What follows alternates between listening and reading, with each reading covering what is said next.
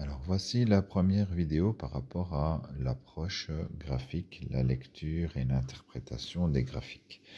Tout d'abord, il y a la première notion que vous avez en théorie dans vos feuilles, c'est-à-dire l'abscisse et l'ordonnée d'un point. Donc chaque point a une abscisse sur l'axe des X et une ordonnée sur l'axe des Y, ce qui donne sa coordonnée. Ça, je vous laisse lire et étudier. Ça, ce sont des notions qui reviendront après. On n'en a pas encore trop, on n'a pas insisté là-dessus dans le test, mais ça va revenir par après. Donc ça, c'est important. Alors, ceci nous permet de lire les différents graphiques. La lecture de graphiques, savoir relever des données sur un graphique, c'est vraiment la base. Tout le monde doit être capable de faire ça. Après, il y a différentes difficultés pour lesquelles je vais faire des vidéos juste après. Mais donc, la seule difficulté dans cette lecture de graphique, c'est de bien repérer les graduations sur les axes. Et donc, j'ai pris l'exemple ici. Donc, ici, on est à la situation de page 6. L'axe des Y est gradué par 20, 20, 40, 60, et donc on doit pouvoir compléter les données intermédiaires. Hein, si on a une demi-graduation, le compléter.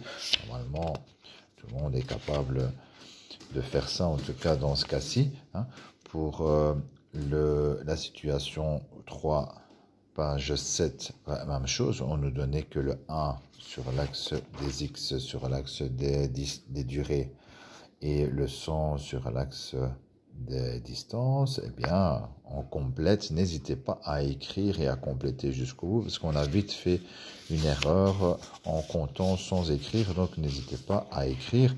Si je prends le suivant, on avait ici 20, 40, 60 mg par litre. Dans l'autre sens, on a 1 heure.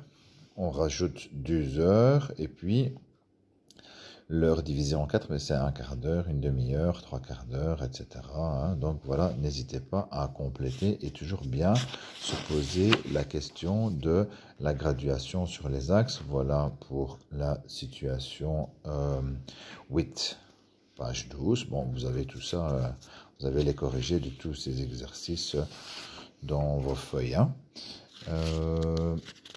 Il y en a un que j'étais en train de rechercher. Voilà, attention à celui-ci. Hein. On a bien expliqué la situation en cours, donc attention.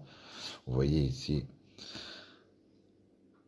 1, 2, 3, 4 petits carrés pour 20 degrés. Et puis 1, 2, 3, 4 petits carrés pour 15 degrés. Ici, 4 petits carrés pour 15 degrés. Et ainsi de suite, c'est comme ça jusqu'en haut. Hein. Bon. Le graphique commence à 20 degrés, donc ce qui se passe en dessous n'a pas trop d'importance dans ce cas-ci. Hein. Et donc, c'est tout ce qui se passe au-dessus qui est bon, et le départ qui est mauvais. En fait, 15 degrés, ça correspond à 4 carrés. Ça veut dire que 2 carrés correspond à la moitié, 7 degrés et demi, et ça veut dire que 1 carré correspond encore à la moitié, c'est-à-dire 3 degrés,75. Et donc, c'est important dans les réponses qu'on va donner ensuite hein, sur ce graphique. Donc, il faut bien tenir ça en compte et ne pas tenir compte de la première partie. Voilà pour, je dirais, la première vidéo. Hein, c'est juste relever des points.